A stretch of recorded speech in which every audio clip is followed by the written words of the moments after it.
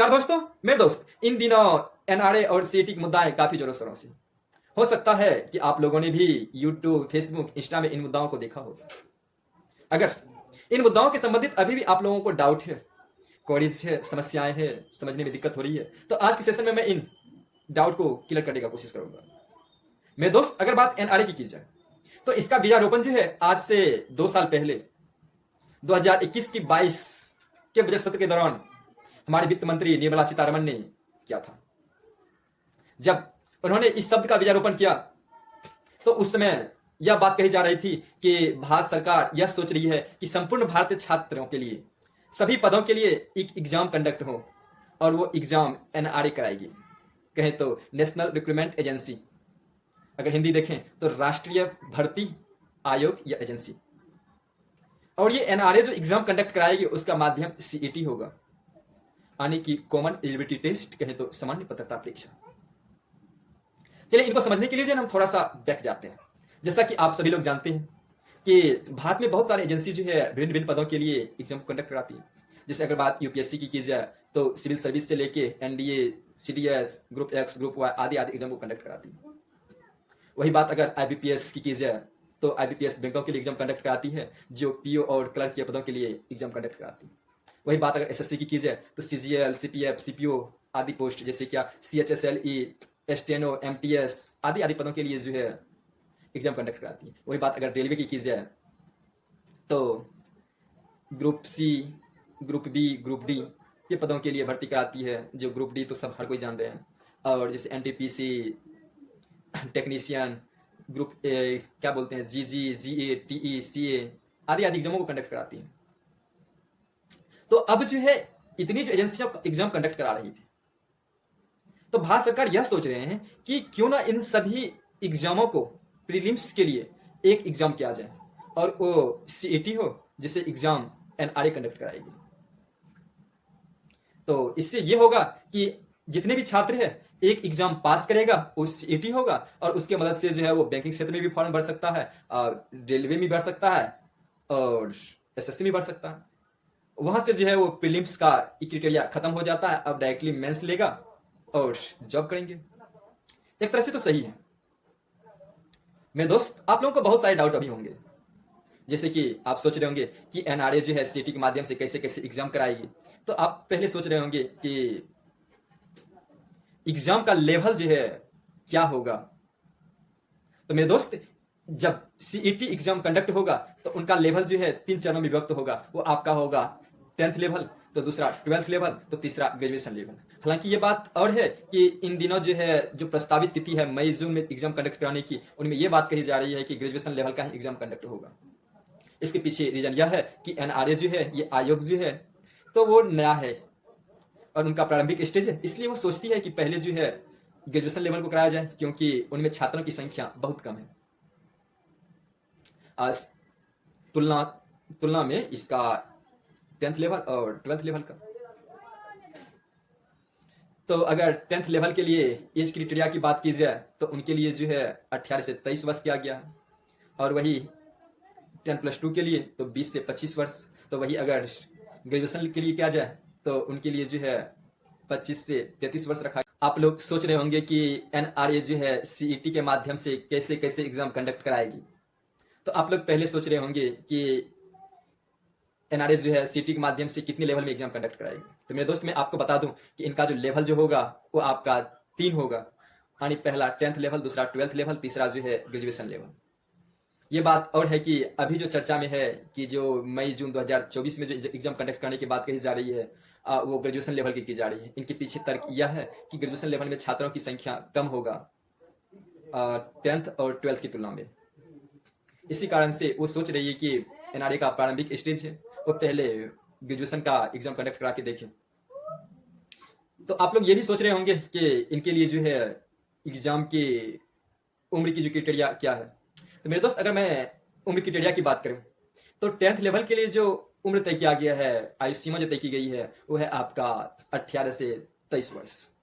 अब वही अगर 10+2 लेवल की बात की जाए तो उनके लिए जो आयु सीमा है वो है आपका 20 से 25 वर्ष। तो वही ग्रेजुएशन लेवल के लिए 20 से 32 वर्ष रखा गया। हालांकि ये बात और है कि जितने भी जो है आरक्षण छात्र है, आरक्षणधारी है, उनके लिए जो है जो आयोग तय करेगी उनके लिए एज क्राइटेरिया होगा, उनको बढ़ाया जाएगा, इनमें कोई शक नहीं है। आप लोग सोच रहे होंगे कि एनआरए जो है सीटी के माध्यम से एग्जाम जो लेगी वो कितनी बार लेगी, उनके लिए जो है कितना अटेम्प्ट तय किया गया है। तो मेरे दोस्त इस मीटर में मैं बता दूं आपको कि एनआरए जो है सीटी के माध्यम से जो है एग्जाम जो कंडक्ट कराएगी वो आपको साल में 2 बार कराएंगे। यानी कहने का सेंस किया कि हम भारतीय छात्रों को उस एग्जाम को देने के लिए 2 बार मौका मिलेगा। अगर अटेम्प्ट की बात की जाए तो इनके लिए जो है अटेम्प्ट की कोई चर्चा नहीं की गई है। उनके लिए जो है ना आयु का जो है ऊपरी सीमा रहेगा, यानी कि अगर आपका एज बचता है तो जब तक बचता है एज तब तक आप इस एग्जाम को देते रहें। तो आप लोग ये भी सोच रहे होंगे कि ये जो एग्जाम जो कराएगी उसका लेवल क्या होगा, पेपर कैसा रहेगा, पेपर कैसे ली जाएगी। तो मेरे दोस्त इस मैटर पे मैं आपको बताऊं कि एग्जाम का जो मोड होगा वो ऑनलाइन होगा। एग्जाम का पेपर जो होगा वो इजी टू मॉडरेट ही होगा। और अगर लैंग्वेज की बात की जाए तो एग्जाम पेपर का जो लैंग्वेज जो होगा वो हिंदी इंग्लिश सहित भारत की 8वीं अनुसूची में जो वर्णित भाषाएं हैं कुल 22, उन सभी भाषाओं में पेपर होगा। हो सकता है कि आप लोग सोच रहे होंगे कि जब एनटीपीसी का एग्जाम होता था, ग्रुप डी का एग्जाम होता था, छात्रों को कितनी परेशानी होती थी। एक राज्य से छोड़कर दूसरे राज्य में एग्जाम होता था, कभी कभी तो 2 राज्य 3 राज्य 500-600 किलोमीटर की दूरी पर जाके एग्जाम होता था। कभी तो भारत के इस छोर से उस छोर पे जाके एग्जाम हुआ है। तो छात्रों को कितनी परेशानी होगी। क्या जब एनआरए सीईटी के माध्यम से एग्जाम लेगी और वो जब भारत का एक एग्जाम होगा तो उसमें तो छात्रों को और परेशानी होगी। मेरे दोस्त मैं आपको एनआरए का जो है स्टैंड क्लियर कर दूं। वो कहते हैं कि इसके लिए जो है एनआरए बढ़िया से काम कर रहे हैं, पूरे जोर शोर से काम कर रही है और इसके लिए जो है देश के कुल 117 जिलों में जो है एग्जाम कंडक्ट कराएगी, जिसके लिए जो है 1000 से अधिक एग्जाम सेंटरों के होने की बात कही गई है और समय के हिसाब से बढ़ाए जाने की बात कही जा रही है। आप सोच रहे होंगे कि चलो भाई मैंने एग्जाम भी दे दिया, रिजल्ट भी आ गई, तो उसके बाद क्या मुझे जॉब मिल जाएगी। तो मेरे दोस्त मैं आपको बता दूं कि जैसे ही आप जब इस एग्जाम को क्वालिफाई करेंगे तो आपको जो है एनआरए एक स्कोर कार्ड देगी और वो स्कोर कार्ड जो है 3 साल के लिए वैलिड होगा। यानी कहने का सेंस ये होगा कि 3 साल तक आप एक बार सीईटी क्वालिफाई करके आईबीपीएस का एग्जाम दे सकते हैं, एसएससी का एग्जाम दे सकते हैं, रेलवे मेंस का एग्जाम दे सकते हैं, यानी तीनों ही मेंस का एग्जाम देकर आप जॉब प्राप्त कर सकते हैं। और डायरेक्टली जो है सीईटी एग्जाम सिर्फ पास करके सरकार जॉब ऑफर करेगी, सरकार जॉब प्रोवाइड करेगी, ये कहीं भी नहीं कहा गया है। मेरे दोस्त आप सोच रहे होंगे जब रेलवे वालों के लिए और एसएससी वालों के लिए, बैंकिंग वालों के लिए एक ही एग्जाम होगी तो इनमें तो किसी को फायदा होगा, किसी को हानि होगी। मेरे दोस्त यहां फायदा और हानि की बात नहीं है, लेकिन हाँ कुछ तो असर पड़ेगा ही। जैसे क्या, अगर आप बैंकिंग का पेपर देखते होंगे तो काफी हार्ड हुआ करता, और वही एसएससी का बात करें तो थोड़ा सा हार्ड से कम होता है, यानी मॉडरेट के हैं।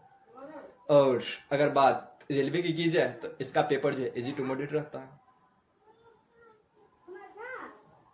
यानी कहने का सेंस क्या कि जब एनआरए इसके लिए जो एग्जाम पेपर तय करेंगे, जब पेपर तैयार करेंगे, उस समय जो है ये ध्यान रखा जाएगा कि एग्जाम का जो पेपर हो वो एक एवरेज पेपर हो। कहने का सेंस क्या है कि वो पेपर जो है आईबीपीएस यानी बैंकिंग वाले के लिए इजी तो होगा, एसएससी वाले के लिए थोड़ा सा मेहनत करना पड़ सकता है या थोड़ा सा उसको भी लाभ मिल जाएगा, लेकिन रेलवे वाले के लिए तो मेहनत तो करना ही पड़ेगा। इसलिए जो है इसको आप जो है ना इजी या लाभ हानि से इस पेपर को ना तौले, क्योंकि ये जो है ना जॉब प्रोवाइड नहीं करा रहा है, सिर्फ जो है ना आपको एक क्राइटेरिया दे रहा है, एक जो है कि आपको स्कोर कार्ड दे रहा है जिसकी मदद से जो है आप उस क्षेत्र में जा सकते हैं। और इसमें मान लीजिए कि फायदा ही क्या होगा, अगर मान लीजिए क्या कि एक आईबीपीएस पीओ का छात्र है, उन्होंने जो है सीईटी क्वालिफाई कर लिया, अगर फिर वो जो है रेलवे में आएंगे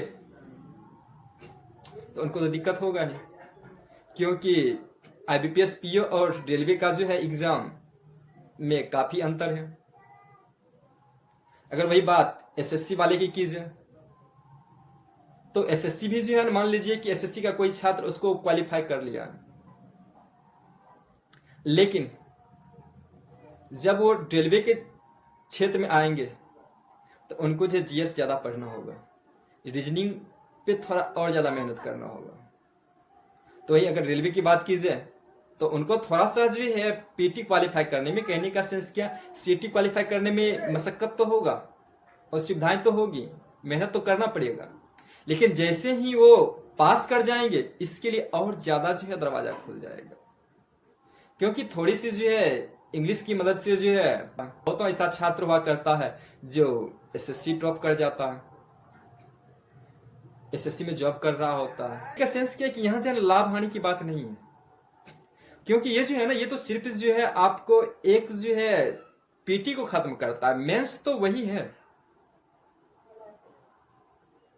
आप लोग सोच रहे होंगे कि सरकार जो है ना झूठ मूठ का इधर उधर भटका रहे हैं। काश मैं जो है ना CAT क्वालिफाई कर भी जाता हूँ, मेरे पास NRA का स्कोर कार्ड भी है, CAT का स्कोर कार्ड भी है।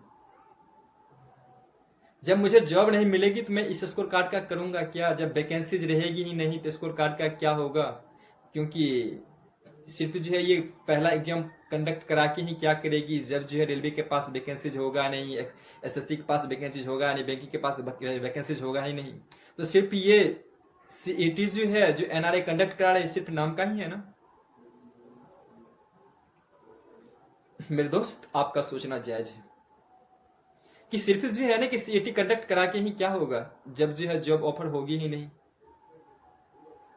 तो हालांकि इनका जो है आगे ऐसा भी बताया जा रहा है कि जो इंसान, जो छात्र CAT क्वालिफाई होगा, आने वाले दिन में केंद्र सरकार की जॉब के साथ साथ ही अदर प्राइवेट कंपनियां भी जो होगी, आज जो है 10th पास खोज रहे हैं, 12th पास खोज रहे हैं ना प्राइवेट कंपनियां भी, वो भी जो है हो सकता है कि CAT को ही क्राइटेरिया बढ़ाएं। कल के डेट में ये हो सकता है कि आप प्राइवेट कंपनी में जाए, वो पूछें कि आपके पास CAT का स्कोर कार्ड है। देखिए, अच्छा खराब की बात नहीं है। अगर मान लीजिए क्या कि जो है ना कि सरकार जो है हम लोगों के लिए, छात्रों के लिए जो है एक एग्जाम कंडक्ट करा रही है, वो आपका जो है CAT है जो NRA कराएगी। मान लेते हैं कि जो है अच्छा पढ़ ले, लेकिन जब सरकार जॉब प्रोवाइड कराएगी ही नहीं, जब सरकार वैकेंसी निकालेगी ही नहीं, तो इस CAT का क्या होगा? तो एक तरह से देखा जाए तो कुछ नहीं है, फालतू का ये मुद्दा भटकन मामला है। लेकिन अगर इस पे एजेंसी सही से काम करती है, सरकार का मानसा होगा कि इससे जो यानी कि कम समय में एग्जाम कंडक्ट होगा, कम समय में रिजल्ट जारी होगा, कम समय में जो है सरकारी नौकरी छात्रों को मिलेगा और जो अच्छी वैकेंसीज देगी, अच्छी जॉब ऑफर करेगी, तो निश्चित ही NRA सरकार के लिए एक बहुत अच्छा कदम है। तो आज के सेशन को हम यहीं खत्म करते हैं, फिर मिलते हैं कभी अगले एपिसोड के साथ। अगर आप मेरे चैनल को सब्सक्राइब नहीं किए हैं